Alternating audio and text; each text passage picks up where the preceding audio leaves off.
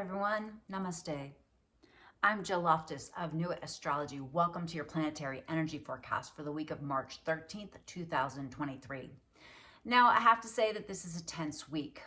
We kind of began to feel this energy at the end of last week. You might recall that I mentioned that Mars, which is our planet of energy and drive and action, right, has been in the sign of Gemini for forever, right, since last fall. And it is moving direct now, but it is picking back up into an engagement in the form of a square, a negative angle to Neptune, the planet of illusion, inspiration, the media, and that's in the sign of Pisces, very empowered in the sign of Pisces. So those energies are clashing against each other, and that builds throughout this week, all right? We are also beginning this week with the Jupiter right there with Chiron. As we start the Monday, they're still locked together, right, in the sign of Aries. And so Jupiter in Aries really has this drive to make it bigger, to go for it, to be independent, right? And then Chiron is there exposing the wounds, right?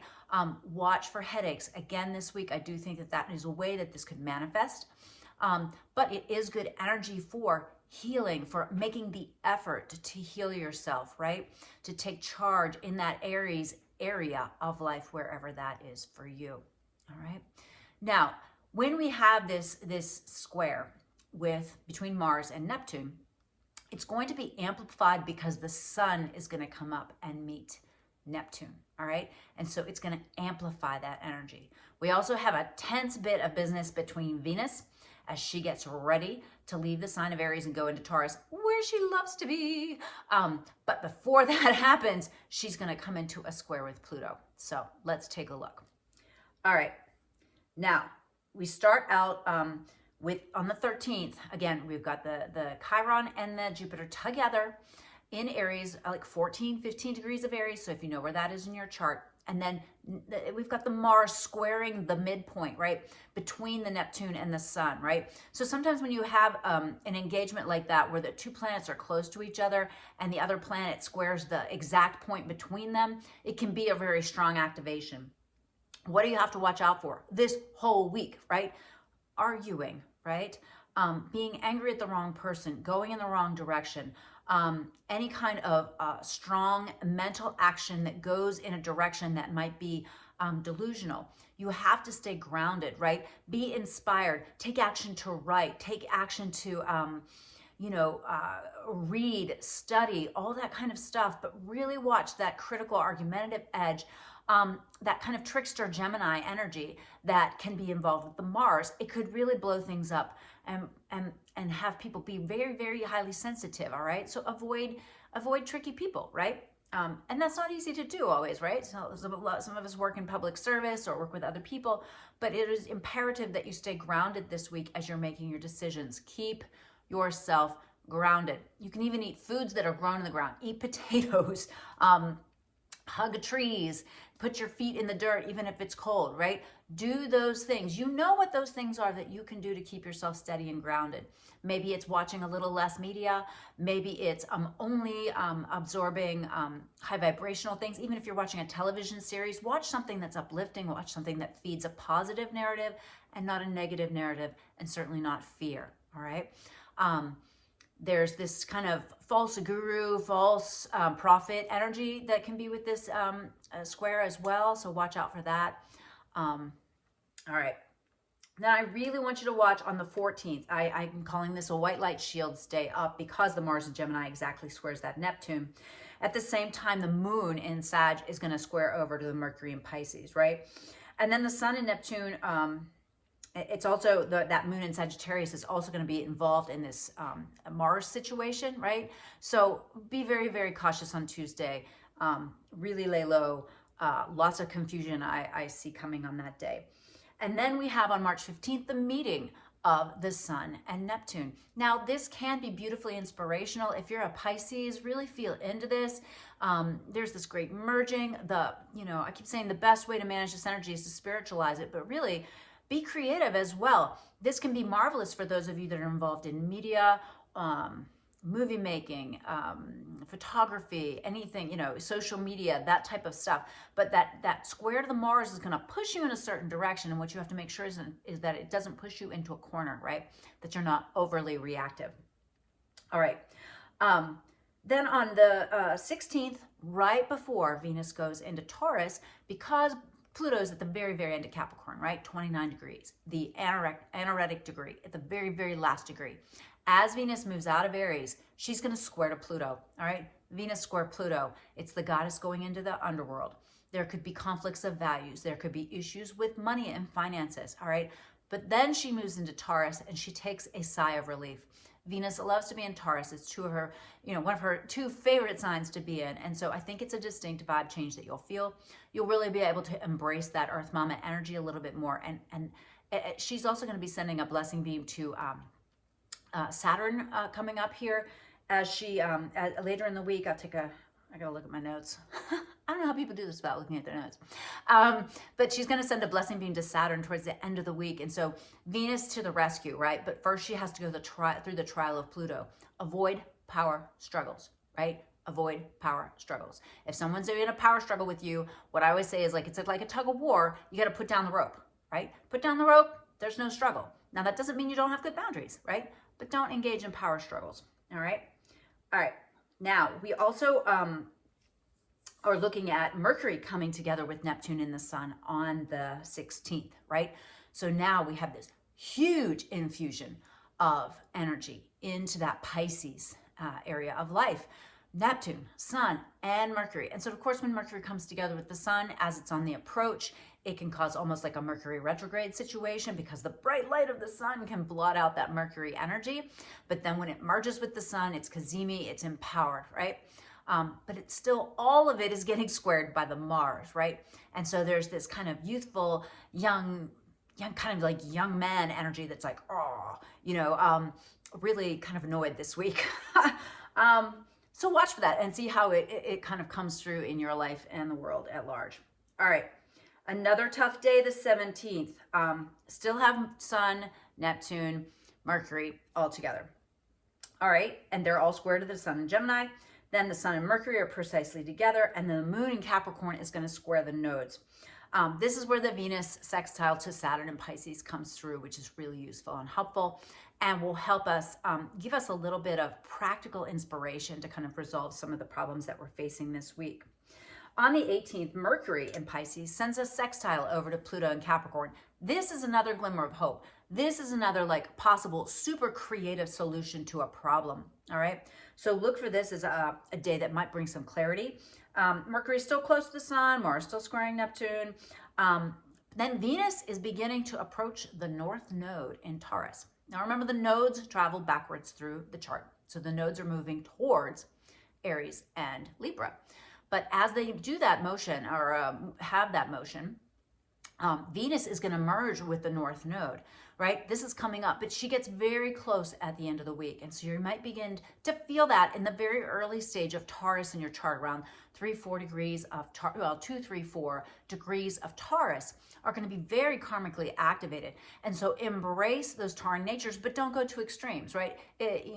Venus in Taurus is already like, bring me the cheese and the wine, right? Let us lounge on the couch, which is great, but you can't do it all week. You could lose your job, right? So embody that Earth Mama energy, but also understand the nodes are there to really make us understand what is of value. What do we require? What does the Earth need, right? And so really think about how those symbols are represented. And keep in mind that, while she's merging with the North Node, and that might be all sexy and sweet, she's standing across the sky from the South Node, which is in Scorpio, okay? And so Scorpio wants some integrity, wants to be, wants to take away the things that aren't working, right? So be aware of that as well. All right, and then we wrap up the week on Sunday. We have Mercury moving into the sign of Aries. All right, and so now some of that Piscean confusion starts to dissipate, right? We still have the Sun there, we still have Neptune there, we have Saturn at the very early degrees, but now Mercury moves into Aries. And so that's going to create a little bit more of an energetic drive to think, to say, to express. Now, with Mars still in Gemini, that might make people a little bit more opinionated, make you want to, say something before you think it through. So be sure and think it through before you say it. The moon is going to connect with Saturn in Pisces, so could be a little bit of heaviness as far as emotions. And then there's a lovely connection between Saturn and the moon, which is also going to sextile the North Node and trine the South Node, okay? And that good connection between Saturn and the nodes is going to be in play for the whole rest of the month. And so you may be able to feel in that Pisces area of life, right, where Saturn's just moved into, is connecting with the nodes and kind of giving you this like solution for the future. Like, how do I stabilize the Taurus area of my life, the Pisces area of my life, and the Scorpio area, right? Where have I been examining all of those? And I think it's going to have a lot to do with your value system, a lot to do with your belief system, a lot to do with what's important to you, which we've all been going through this process of really figuring out what's really important, right? So a lot of clarity may come this week, but it's not going to be necessarily pleasant, okay? So definitely stay grounded. I'm really interested to see what the tarot suggests that we do to manage the energy of the week. And also keep in mind, don't wear yourself out this week, because the coming week, the following week, we've got the spring equinox and a new moon in Aries that comes right on the heels of that. So probably one of the best manifestation moons you will come across. And then within days of that, we've got Pluto moving into Aquarius, just giving us a little Pluto essence in Aquarius so that we can kind of see, literally see the future and see what that is going to mean for us individually in our communities and in the world at large. All right, let's go check out the tarot. If you found this useful, helpful, please comment, please share, please like. I have a new Life Transformation group forming, and then we're going to start on March 24th. So I'm super excited about that. If you'd like to join, please hop on the website and have a great week. Stay grounded. Hi, everyone.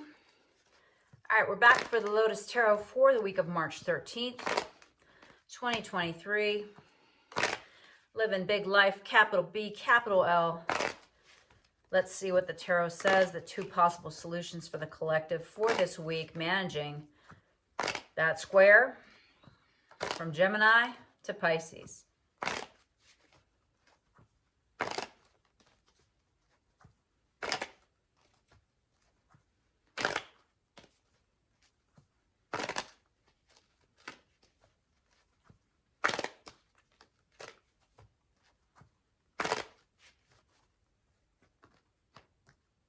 Huh.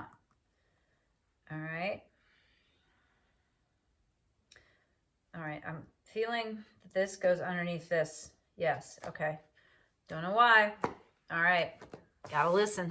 All right. Our first card is what's happened in the past. So this is what's influencing the current, because it's what happened before. And that was the Knight of Pentacles. All right. So taking action, pursuing what we want, taking steps to move in the right direction. Now, here's you in this situation. It's the Chariot. And the Chariot's saying, dude, like, you've done all this stuff. You've done all this work. You have what you need. What are you waiting for? You gotta take action.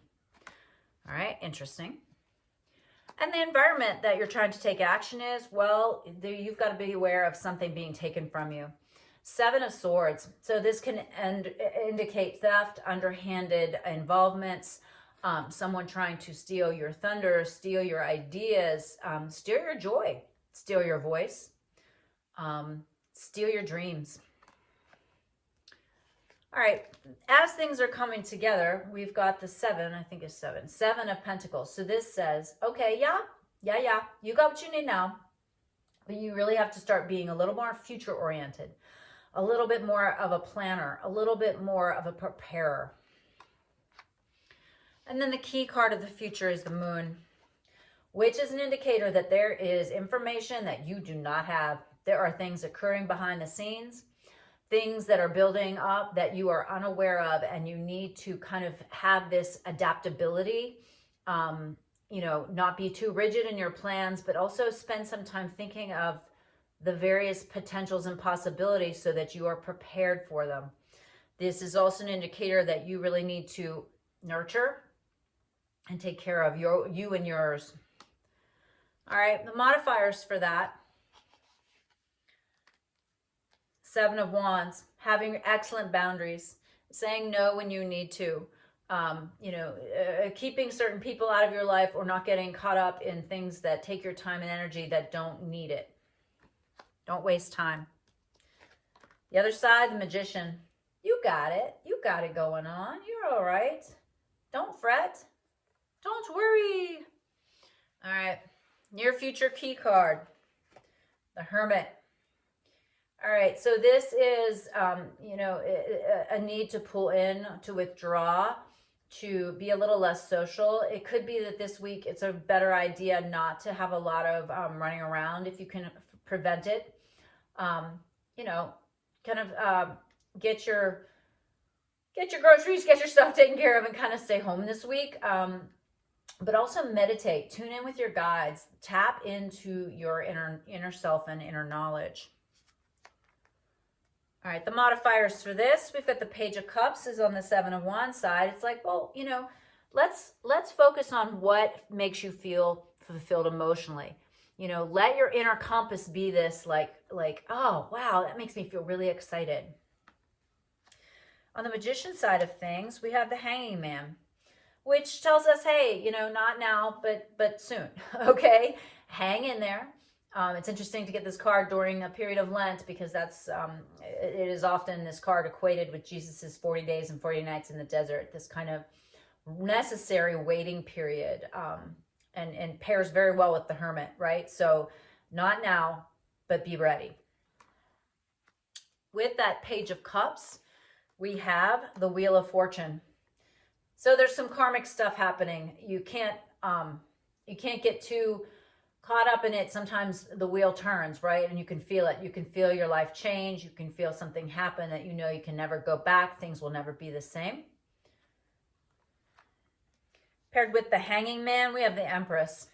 Fertility, creativity. This is the production of beauty and writing a book, making a piece of music, having a baby, birthing a business, writing a book, starting your garden, all these things. These all look really good. I don't know. I feel like there's definitely a preparatory element to it. All right, and the 2 possible solutions or progressions on the 7 of Swords sides, we've got the Worry card. There might be some stress this week, right? That Mars and Gemini, boy, the Gemini area of our chart has just been battered, right? So, moderate that. There might be some sleepless nights. Even on the other side, we've got the 3 of Swords, some stormy emotions, some difficult feelings. This is going to be a rocky week. I can feel it. 9 of Swords. We've got the 8 of Wands. Something is going to shift very quickly.